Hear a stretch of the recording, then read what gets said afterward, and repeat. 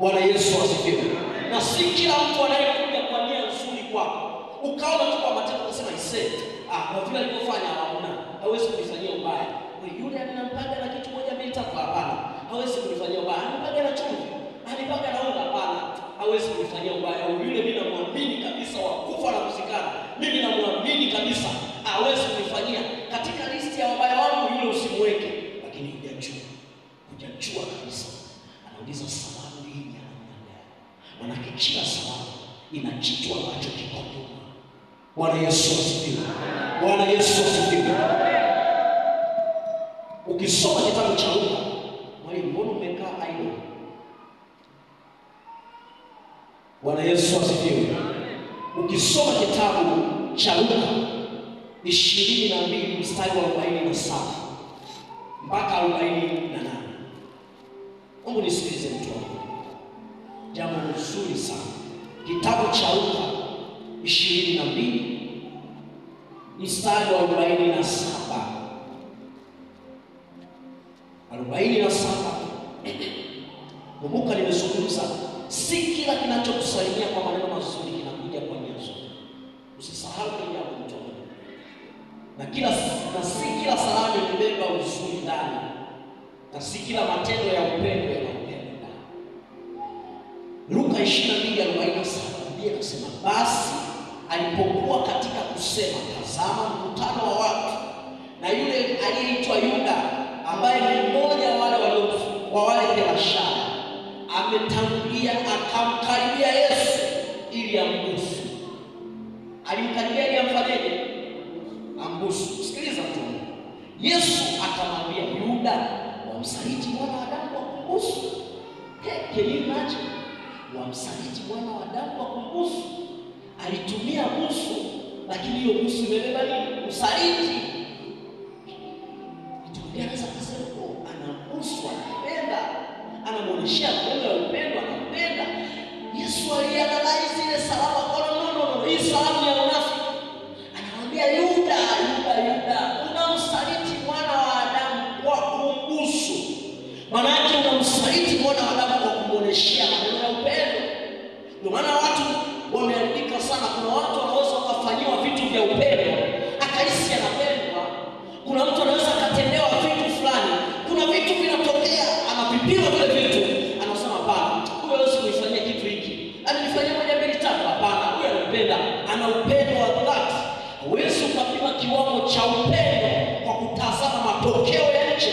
Yesu anamuuliza Yuda, wamsaliti mwana wa Adamu kwa kumbusu.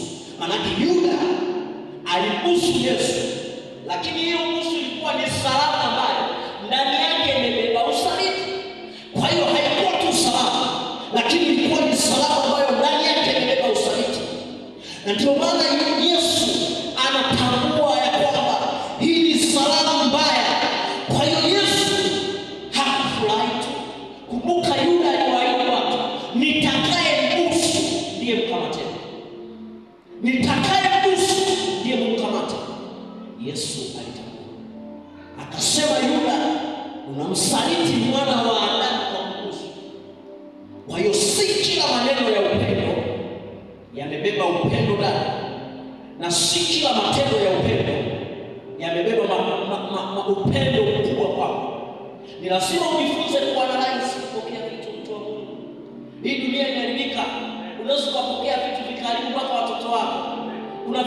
Kuna matatizo umeyatengeneza kwenye nyumba yako kwa sababu kuna vitu uliviingiza ndani pasipo kujua. Uliviona ni vizuri, uliviona ni mambo mazuri, lakini pasipo kujua ukapokea kitu, ndipo ukaingiza matatizo kwako. Ukujua hii ni salamu ya namna gani? Mariamu anasema hii ni salamu ya namna gani? Alimwambia, subiri kwanza malaika, usiendelee. Nimejaa neema, sawa, isiokeni na neema. Bwana yuko pamoja na mimi, isiokeni. Hii salamu ya namna gani? Anauliza hilo swali. Yuda alimsaliti Yesu kwa kumbusu. Yote hii natamani kuonyesha kwamba si kila maneno ya upendo yamebeba upendo. Bwana Yesu asifiwe. Bwana Yesu asifiwe. Leo ni ili uweze kufahamu na uweze kugundua namna ya kuvipokea vitu vitu ambavyo vinakuja kwako. Busu la Yuda lilibeba unafiki. Alimsalimia kwa hilo busu, lakini kwa lilibeba unafiki.